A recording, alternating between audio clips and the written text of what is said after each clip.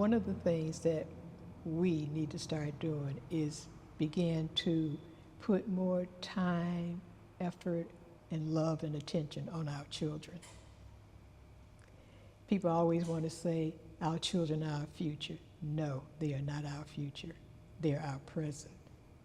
Because we as people will put off something and not think about something is important. Oh yeah, we'll get to it. You know, that's our children, our future mentality. Take time now to talk to your kids, read to your kids, take them on trips and everything.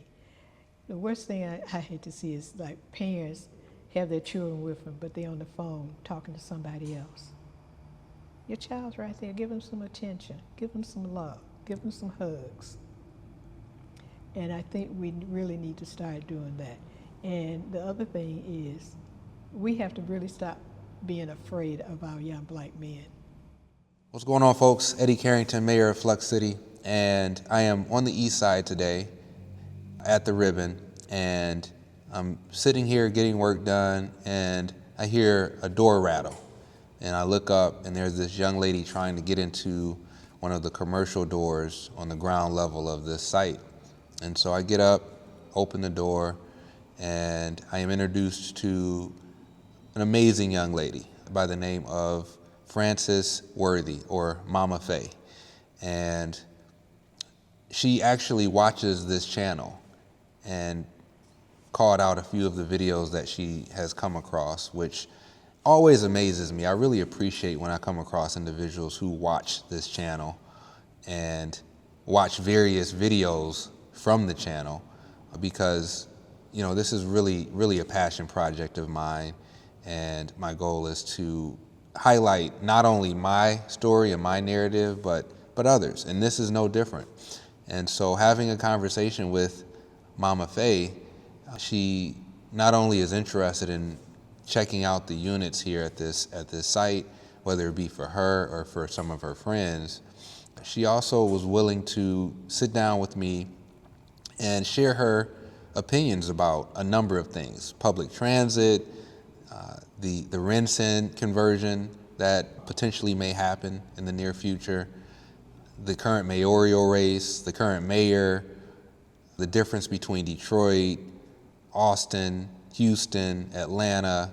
We talked about the education system a little bit, talked about our youth.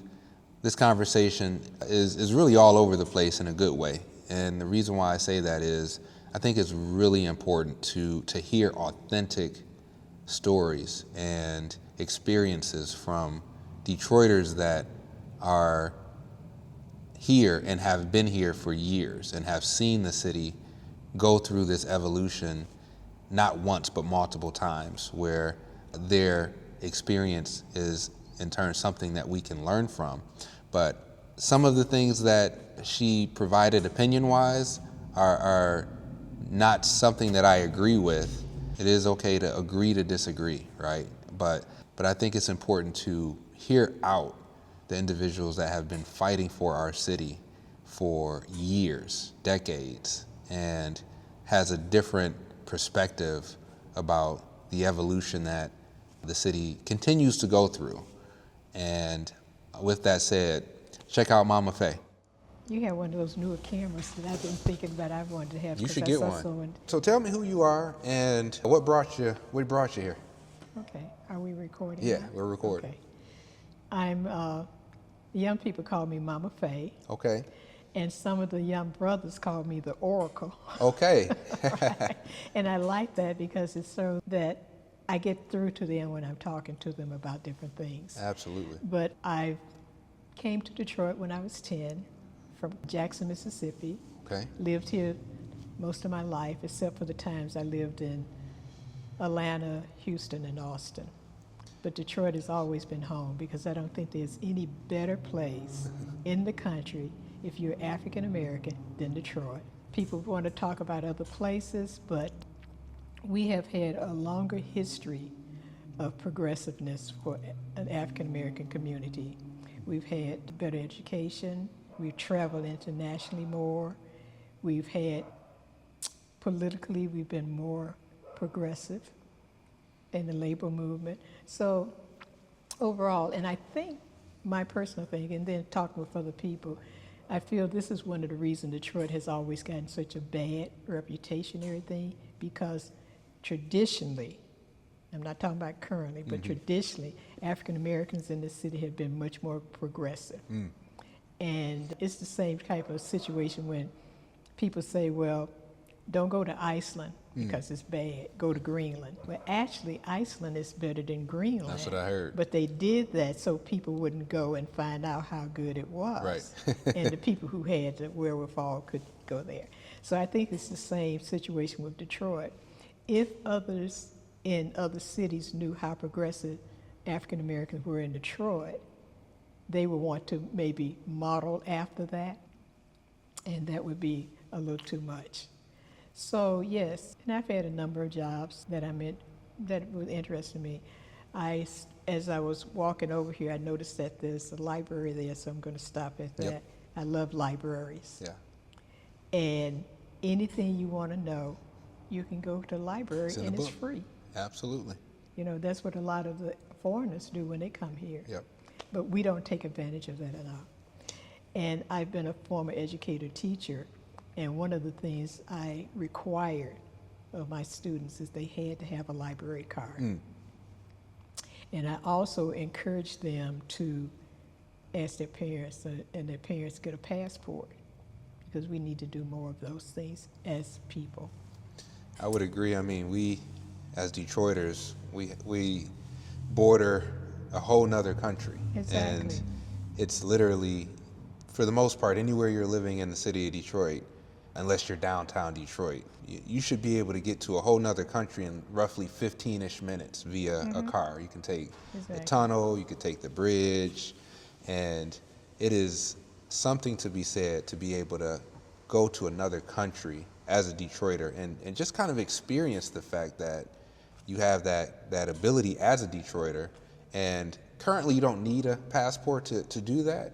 That may change with our relationship with the country deteriorating in one format or another. But you know, it's interesting that you talk about your background in the educational realm. Were you in the education field in Detroit and in other states as well? No, really just in Detroit. Got it. And I've taught at African Central School, and I also taught at parochial school. So I've had, that whole thing, situation. So it's interesting too, because getting back to education and people traveling, and even today, you'll find kids that have never gone outside of their neighborhood. And that's a detriment, because I was talking to a young lady who's in her 20s, and she was doing substitute teaching in the Detroit public school system. And she said she happened to, I guess they were like going on a field trip or something like that, but she had this young lady in the car, and they were driving down a major thoroughfare, and the young lady said, well, what is that? And it was one of the signs outside of a service station with the prices of everything, and she really didn't even know what that was or what it was for. So this young lady who was the teacher had to explain it to us, so we were talking about the fact that our children miss an awful lot because they don't really go out. A lot of them have never even been downtown. That's a really good point. Right. And or if they have been downtown, it might have been years ago. And in a lot of cases, a lot of people have not ventured downtown in the format it's in today. And so, a lot has changed. Exactly. For better and for worse, right? But at the very least, there is changes, there is evolvement or evolution, with our city. And a lot of people, even residents of the city, don't really have an idea of the scale of what's happening in the city. Exactly. But if you don't know what's going on in the city, then how can you really have a stake in the city? Okay, really good point. And begin to actually demand what it is that the city is supposed to be doing for you. Because if you're isolated and don't know what happened in other parts of the city, you just think where you're at is it. Really good point. Right, yeah. What is the difference between, Houston, Austin, Atlanta, and Detroit residents? And the environment and the cities and the opportunities. You know, give me a little bit of insight from your vantage point across the spectrum there.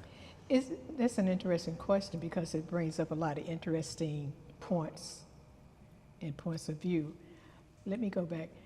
My family and I, my ex and my son and I lived in Atlanta during the time that Maynard Jackson was the mayor. Okay. So it was interesting because then you had the mayor and a lot of the top positions being held by African Americans, which was interesting because that had also been prior what had happened in Detroit. But anyway, so that was interesting. The second time I went down to live in Atlanta was, I would say maybe almost 20 or so years later, so it was a different thing. And I went down there to study at the Art Institute of Atlanta Art Institute, I think that's what it's called. Music production, video production, and music management. Wait a minute, who are you? I tell everybody, even before it was determined, I'm a Renaissance woman. I love it. Right. Because I've always had this philosophy that whatever I wanted to do and try, I did that. So that's what I did. So I had decided I always loved music and always wanted to be a songwriter, really. But then I decided to go and get, some form of training in that thing. So that Atlanta was different than the previous one. That was the transition period when you had a lot of people beginning to move from the north to Atlanta. Okay. And that was the beginning of what now they call hot Atlanta. But Atlanta is interesting because people from the South looked upon Atlanta as other people look upon New York. And matter of fact, a lot of the people moving down to Atlanta were from that East Coast, New York, and that area. And so they brought that sensibility with them that they wanted certain cultural things and certain ways of life because that's what they were used to. So that's why Atlanta changed so much. Not so much because the people there wanted to change, because that Southern mentality was a way of life in the South. But it's because people coming from other places was forcing them to have to change to deal with that. And then you had people coming from all these little small city towns, really, moving to Atlanta because, again, it was the big city and it paid more. So you got to this whole different thing. And it was almost the same type of thing for Houston. Because a lot of people were coming in from other places that necessitated, almost required Houston to change its mindset and quality of life. And now, Houston is one of the largest and fastest growing cities in the country. Yeah, because they get more than 10,000 people coming down there each week to move. Wow. Yeah. That is more than that, I think. Impressive. So it's changed a lot. And again, it was people coming north and west because you have a lot of people coming from California into Houston. Good point. Okay.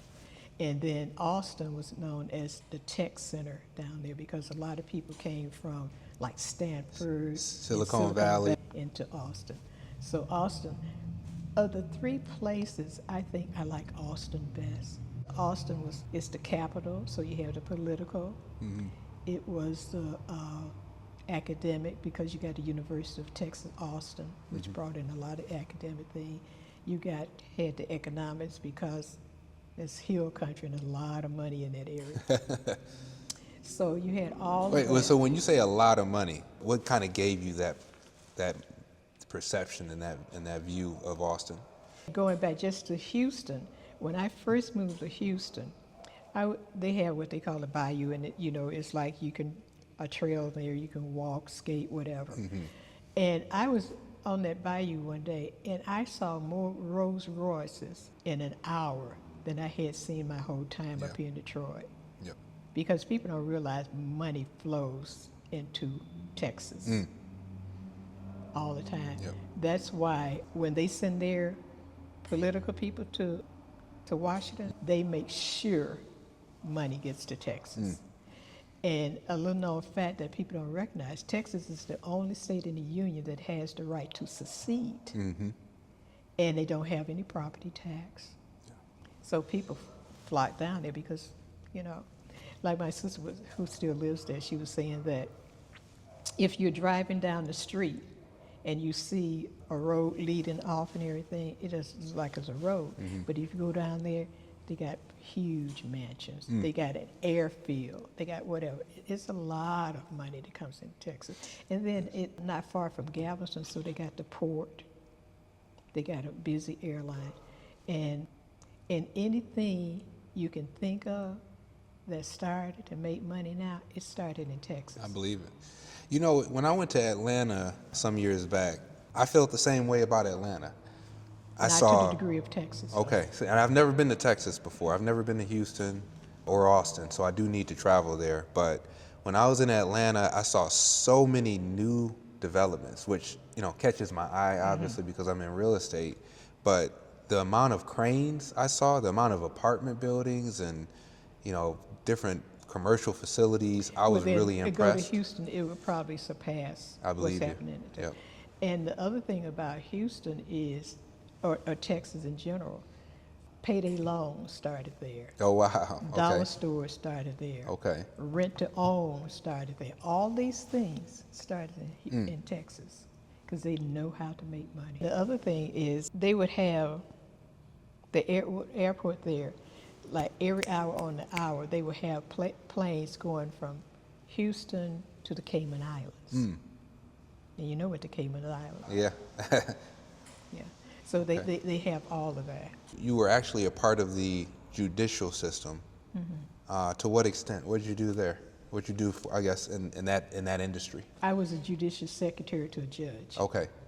And as such, when the briefs and things had to be, you know, written up or information had to be pulled up and everything, I would help do that and type it up and whatever, give it to the judge so he would know what's going on. Yeah. So you were born in Mississippi. You came to Detroit when you were 10. Tell me about that process. What brought you and your family to the city? How did you get here? Okay, my father had relatives already here. So every year we would have relatives come down either from Chicago or Detroit. So one year when relatives came down from Detroit, they were telling about, you know, the hiring and everything up here. So my father came back with them because they had driven down. And then so he came up, got a job settled, and I think about 6 months or so later he sent for us, and then we came up on train. Wait, came up on the train. So tell me a little bit about that. How did you get here? And I have to give my mother a lot of credit and props because here was a woman traveling on a train with 4 kids. Yeah, so there had to be something. Had to be something. Yeah. When I think back about it, I said, really something. But then we got up here, and we always had lived on the west side. So it was real interesting because I'm trying to pass this history on to siblings, not siblings, but grandkids and, you know, other younger people in the family. Yeah, because, you know, this generation has it easy in so many ways. Right, because I was remembering, and I was telling my son, I said, because when we came up here on the train, my mother with 4 kids, I'm the oldest, and I'm at 10, and then she has a baby who's like a 1. And we get here, and we move into, because friends of the family and friends of my father had a house, and they was using it as a boarding house. Okay. So there were, I think, about 2 or 3 other families in this one particular house. So all of us were in 1 bedroom. And I get back in there and I said, wow, that is really something. We were all in 1 bedroom. But you made it work. You're right. It hits you because at the time you don't think about anything like that. So I'm now, 60, 70 years now later, I'm thinking about this whole thing. And then within, I guess, 6 months or so, we had that entire house to ourselves. How'd that come about? I think because that's something my dad negotiated with the owner, and because he knew her anyway, you know. So we had the whole house until we moved to another place. So that was interesting because we were off of matter of fact, it was between Buchanan in West Warren because we lived on Bangor. Yeah. So, do you remember when you got here? And the reason why I'm asking that is you mentioned you arrived by train and you came via Michigan Central Station. Do you remember that when you arrived? Yeah, somewhat. I remember us coming up, and time we hit Chicago, it's like we had to break out the winter coats that my dad had sent me because it was so cold. Yeah. So cold. And then again, coming through the station. Wow. And have you seen Michigan Central Station since they've updated it? I haven't actually toured it, but I've been around there, right? Yeah. Yep. Yeah. It's amazing. They put a lot of money into that facility. Yeah.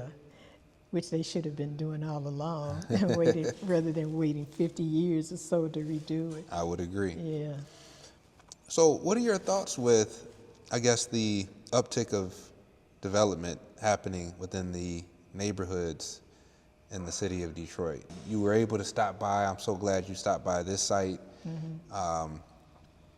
You're walking down East Warren, checking out the new developments. What are your thoughts with it all? I think it's good in one sense, but I don't think it has included the number of African American to the scope that it should have. It's nice, and people take pride in the development that come, but my thing is, it's not ours. You know, why are we happy? So everybody else is getting more money out of the city than we are, and we've been here all along. So yes, it's good to see. It's nice to see a city that looks good and everything, but it could look better, and especially the neighborhoods beautification. Like if you walk down a lot of street, you see a lot of trash and everything. That could be better in the neighborhoods and everything. Why should just downtown be beautiful? I would agree. And one of the things I have is, why do we allow our children to grow up in trash? That sends a very bad message to them psychologically, that this is all that they are worth, and this is all that they should expect is trash and whatever. So I think we need to really work on that. I think that needs to be a primary focus of people in government, to have a clean city. Absolutely. Right. But I think, like, they've given all these, what do they call them? Not concessions. Abatements, And grants. things to these businesses that come downtown, to people who are million and billionaires already, who can afford to fund their own businesses. Why are we giving them money to come to the city or to stay in the city when there have been people here all along that actually have the same expertise and experience that some of these people have, but they're not getting the money? So I think that's a big issue. And if they get the money, it's definitely less than what they would give people coming from outside. I think loyalty should be rewarded, and we have been loyal to the city, and it should be rewarded, and we should be compensated as much for that. How would that look in your opinion, in terms of how do you compensate for loyalty as a Detroiter? Any ideas? It's something similar to what they use in politics when they talk about grandfathering things in. They can do something like that. They do it for everything else. Whatever they want, they make it happen. They go back and find a way to get it done. If they have to pass a policy or a law or whatever, they get it done. And they could do the same thing when it comes to funding African Americans who've been here and who need the wherewithal to start a business and to grow a business. Even when DEI was operational, I'm gonna put it like that, there was still a tax on us. It's like, I always use this analogy, it's like a magician. You're watching this hand do the trick, but the real trick is in the back. Remember when they used to have the term leveling the playing field? It wasn't being leveled for us. It was being leveled for others because we had made so much progress and they wanted to shave it down. That's the same thing with DEI. More people other than African Americans get hired under these programs than African Americans do. but they put it up there. And then when they feel that they're not getting as much as they want from it, then they want to attack it and pull it down. But we've had to fight the same situations and battles even when DEI was in place, or even these other things are in place. So this is like a continuing and ongoing thing, Yeah. and we need to be aware of that. What are your thoughts on the current mayoral race and the candidates, and your thoughts on Mayor Duggan? He never should have gotten in. Why do you feel that way about? Because this is a city that was 90-something% black. He was the great white hope. Why was he in? There were blacks who had been here as qualified as him, maybe even more qualified. Why were we so happy to have him come in and run the city? And he's taking credit for everything, but some of the things that he's taking credit for were already in the pipeline or whatever. And he does a good PR job, let's put it like that. Some of the things that he has helped funded and everything might have been okay, but he's given more funding to people downtown to come in than he's given to, again, the neighborhoods or the people who were already here. You know, the city council approves a lot of those abatements. I recognize that, but you have to also realize that they also those same people represent anything he comes out with. And they, even though they might have been Democrats or whatever running for the same, they really were pro-Duggan rather than pro, because there were, like I said, there were people who had more experience that should have gotten in. Oh, this is one thing I think is very important. Duggan is not going to be running again. Right. And he's talking about all the things he's done since he's been here. Well, that's been with money that's been allocated for specific things. He has not put anything in place that would generate money for the city. So whoever coming in as mayor is going to be starting from ground zero, where they're going to have to come up with something that's going to be generating money, because all the money is going to be gone when he leaves. And I don't think people are looking at that. So what are your thoughts then with the new candidates? I think it's time for a female to run this city, because a lot of other cities have female mayors. And to be quite frank, there's too much male ego. And this is part of the problem with the city not progressing. It's the male ego. They want to be around who they think is a semblance of power, which was this great white hope. When I say things like that, people say, what? And I tell people, I don't talk about things I don't know. I have been in politics and involved in politics since I was in my late teens and early 20s. Mm-hmm. I was the vice chair of the 13th District Young Dem. I helped start a nonpartisan political club, and we were instrumental in getting a lot of people, state, federal, judges, all that elected. Mm-hmm. We were very, very active. Nice. We were the club people wanted to be in. Mm-hmm. I have been appointed by one of the governors to sit on the board for the state. Mm-hmm. I ran for Wayne County Community College when it was first starting. So I think I know what I'm talking about. We're not saying you don't. No, I'm just putting it out there. When I say certain things, people want to question it. Yeah. You can question it if you want to, but I think I know what I'm talking about. Yeah, and I will say that I became a homeowner in the city officially back in 2011. So I'm not a person that can speak on the city's past troubles prior to that. Mm-hmm. With that said, I've seen a good amount of economic activity, mm-hmm. more specifically in downtown, but also in the neighborhood. We're sitting in a facility that the city supported. This building cost more than what it's worth, mm-hmm. and so it needed a lot of subsidy to make it happen for mm-hmm. us to get to this point. And I really appreciate the city council for mm-hmm. Backing this project. Right.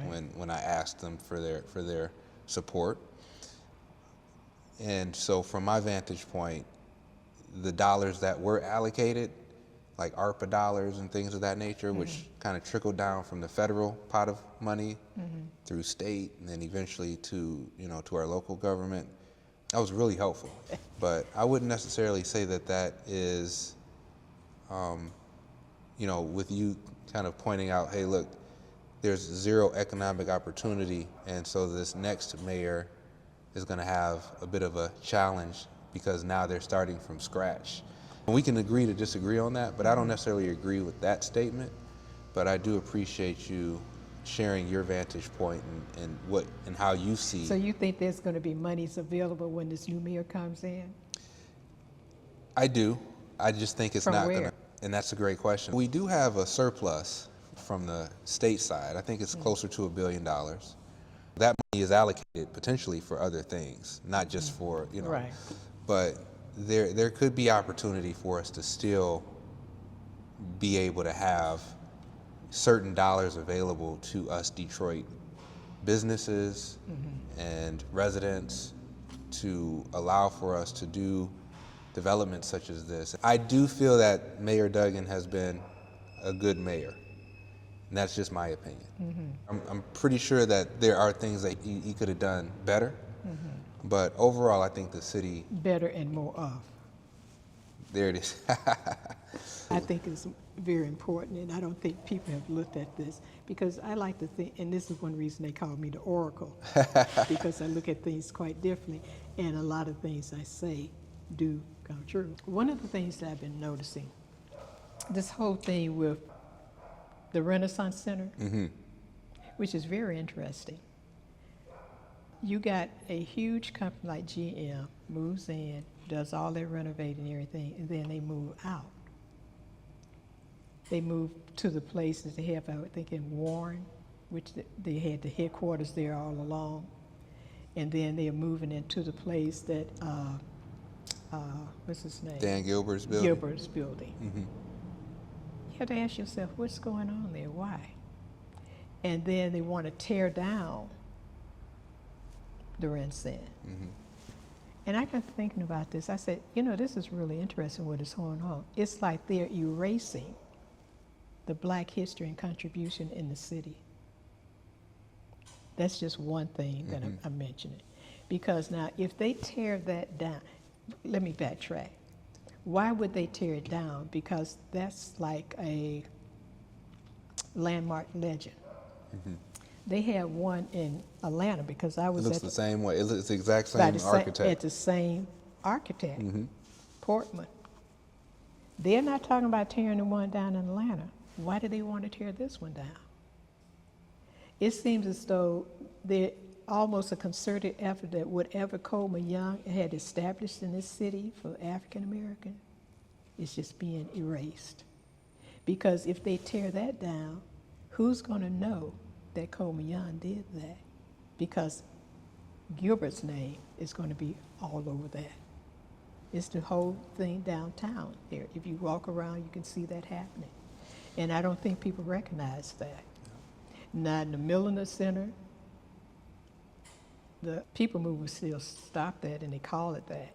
But nobody knows that who Milliner is, because they've changed the name on the apartments there.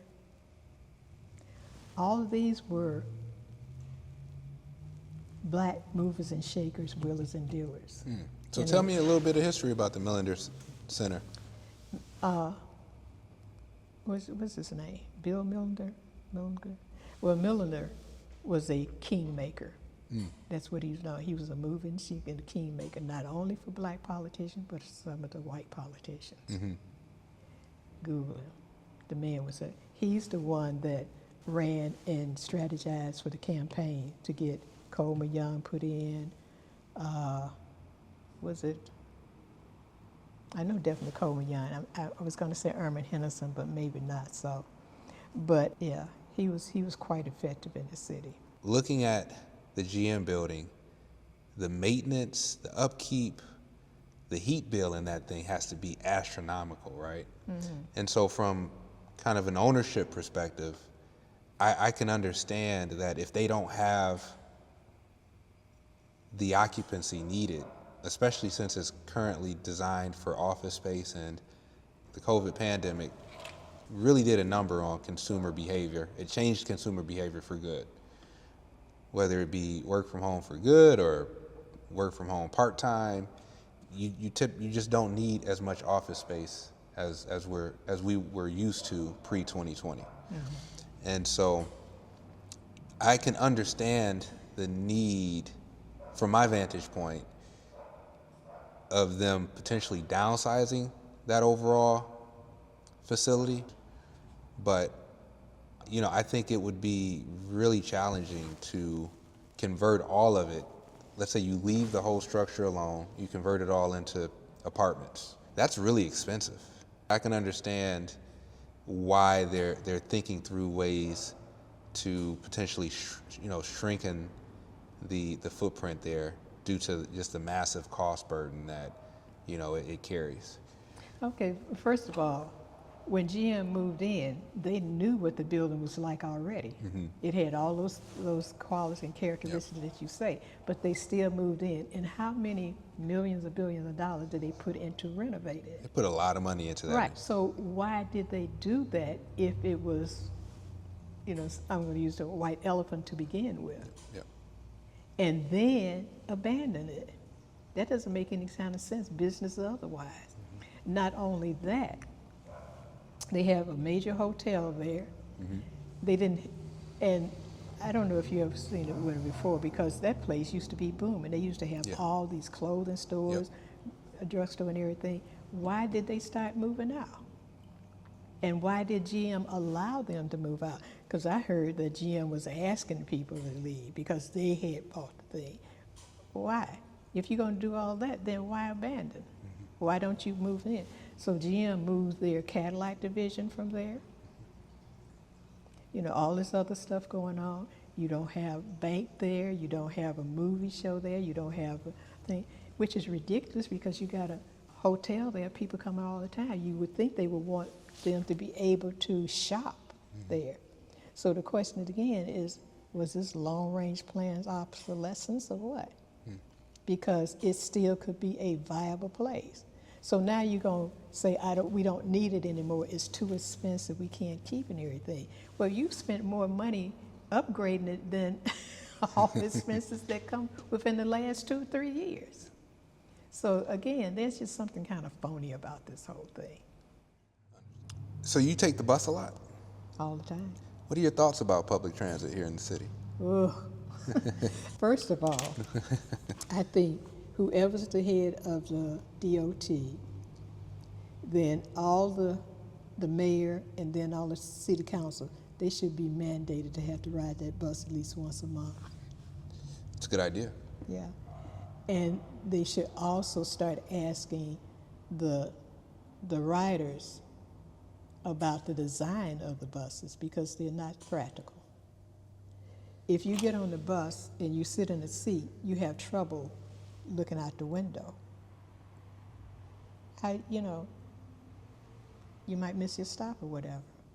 And the other thing is the hygiene, the sanitation on the bus, they definitely need to keep them clean.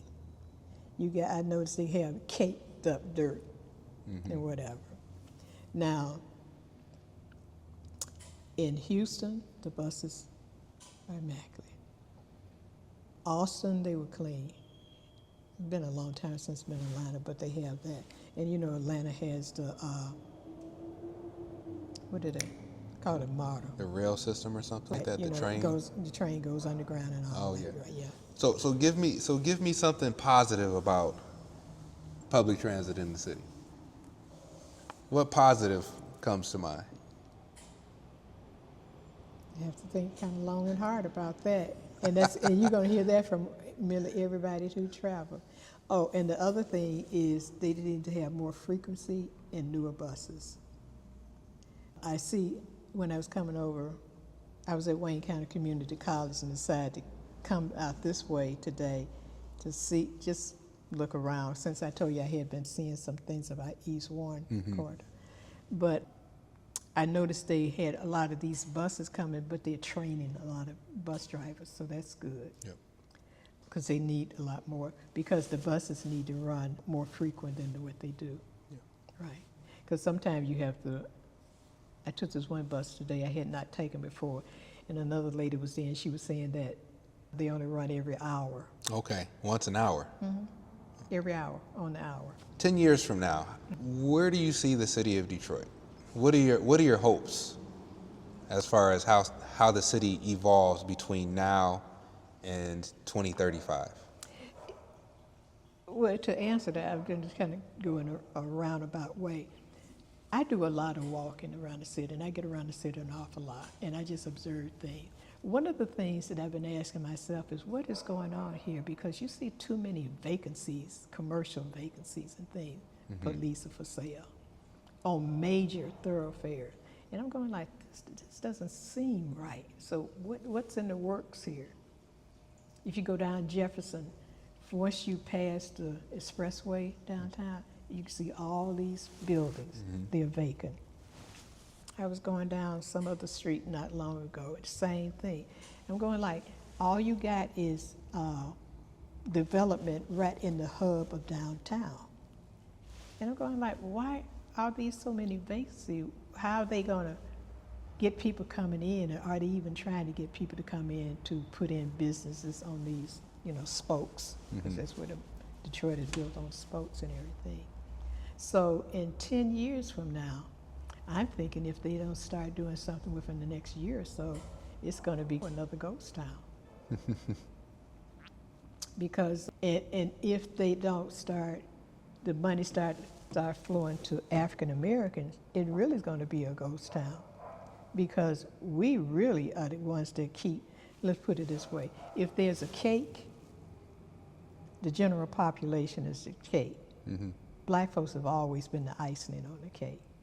So if we want this city to have icing, they need to start giving money and more opportunities to be a part of the decision making, economic decision making, because politically it's kind of like way, but economic, in order to make this city come alive. And they're going to have to start marketing and promoting the city more and in a different way. Absolutely. Because you see, go to other cities and everything, they really have their thing in place as to draw people into the city and everything. The only thing that's been drawing Detroit in lately has been the sports things.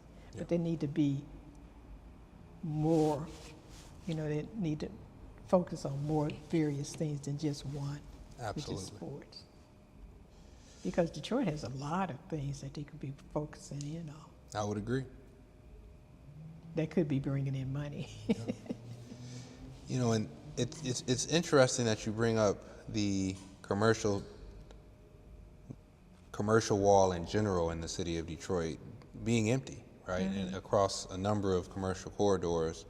And I did think at one point it was limited to the city, but I went to Chicago a few months ago, and I noticed the same thing in Chicago, and I couldn't believe it.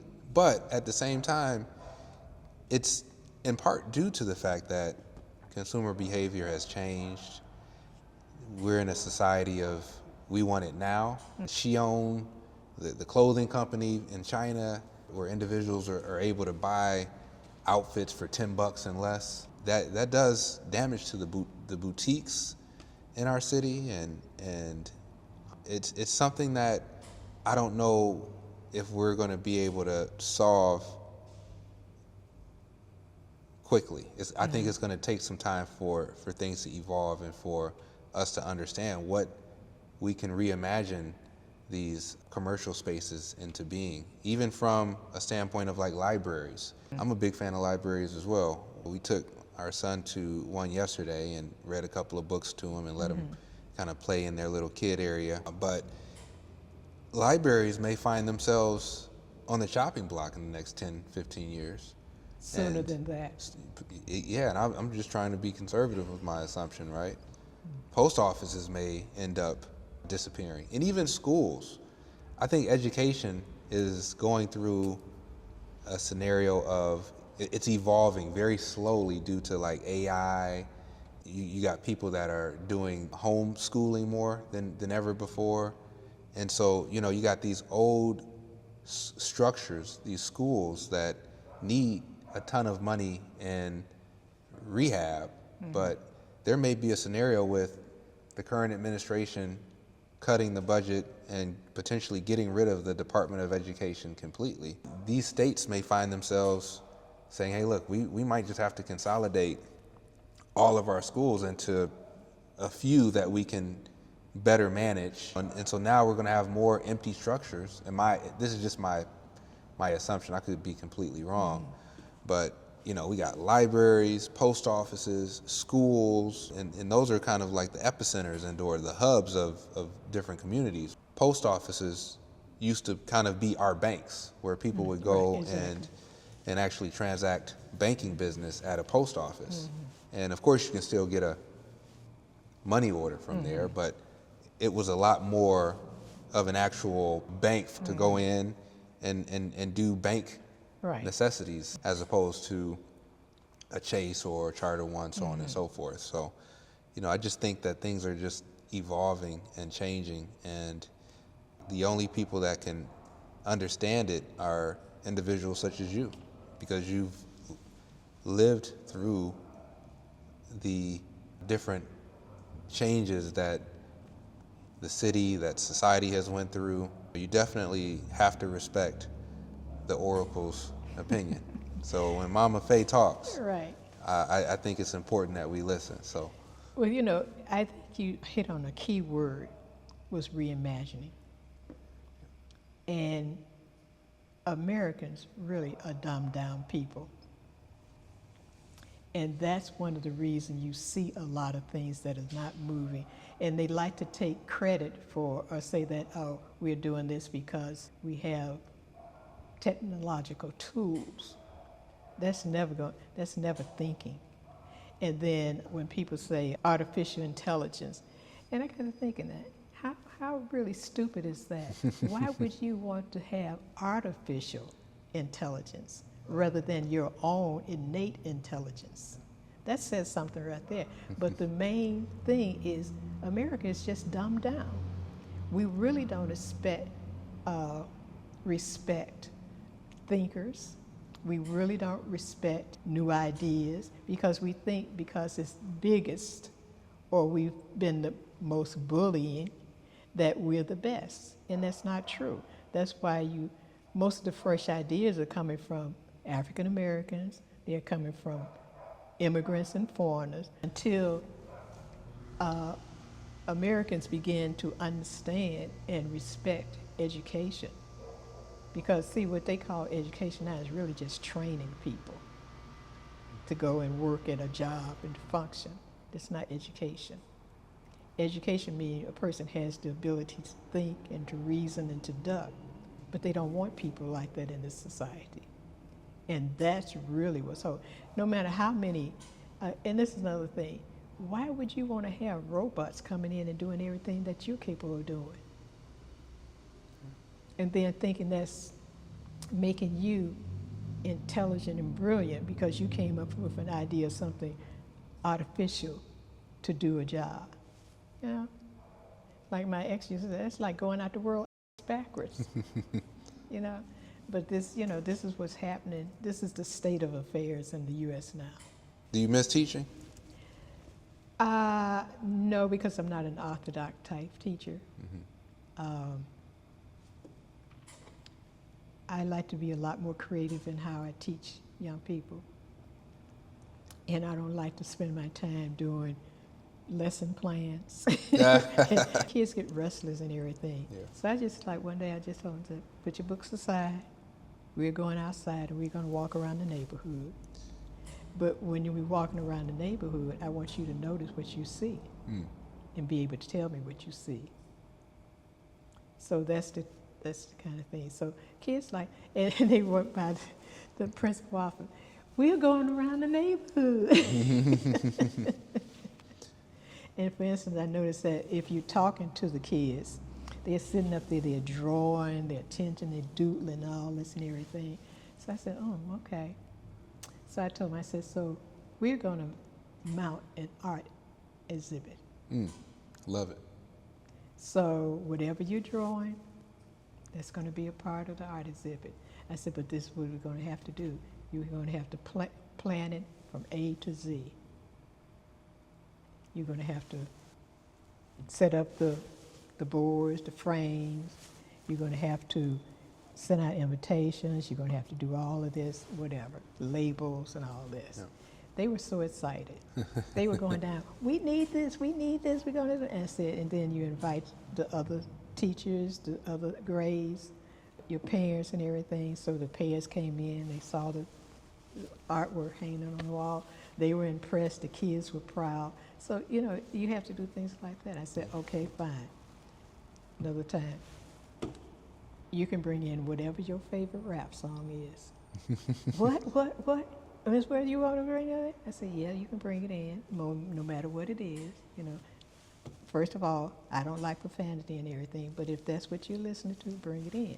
But then you got to tell me why you're listening to it and why you like it. So, you know, these are the type of things, but you're teaching kids some things there. Absolutely. And like You're meeting them where they're at. right, but going back to the art thing, I said, so when we do this art exhibit, you're going to have to you're doing math, you're doing English, you're doing social studies, because you got to bring all that in too. You got to measure the paint, the frames, the paint is to go in the frame. You know, all of that is a part of it. Absolutely. So, one of the things that we need to start doing is begin to put more time, effort, and love and attention on our children. People always want to say, our children are our future. No, they are not our future. They're our present. Because we as people will put off something and not think about something is important. Oh yeah, we'll get to it. You know, that's our children, our future mentality. Take time now to talk to your kids, read to your kids, take them on trips and everything. The worst thing I hate to see is like parents have their children with them, but they're on the phone talking to somebody else. Your child's right there. Give them some attention. Give them some love. Give them some hugs. And I think we really need to start doing that. And the other thing is, we have to really stop being afraid of our young black men. You see somebody, the young black man, smile at him, say hi. And because I think about it, I have a son. I don't want anybody going around thinking he's a thief or he's going to do something to me. No. And what they call it, self-fulfilling prophecy, what you think about people too long becomes that thing. Mm-hmm. No. Because one of the things I like is, you know, I see a young brother, he's come and say, hi, how you doing? Yeah, I feel very flattered that they're going to take the time to smile, ask them, talk to them about stuff and everything. And I'm not saying everybody should be like me, but we really should respect and honor and love our young people more. Absolutely. And I think once we start doing that, things can start getting a whole lot better, because then they will have the confidence to go out and be something more, do more. And that just helps everybody all the way around. Yep. So that would be my final word on the thing. Like, show some love and some respect to the young people more. Did you want me to show you a unit? Yeah. While you're I'd here? like to see All right, that let me. unit. And so I elevator. have to say this. I am so proud of you. Thank you so much. Really appreciate that.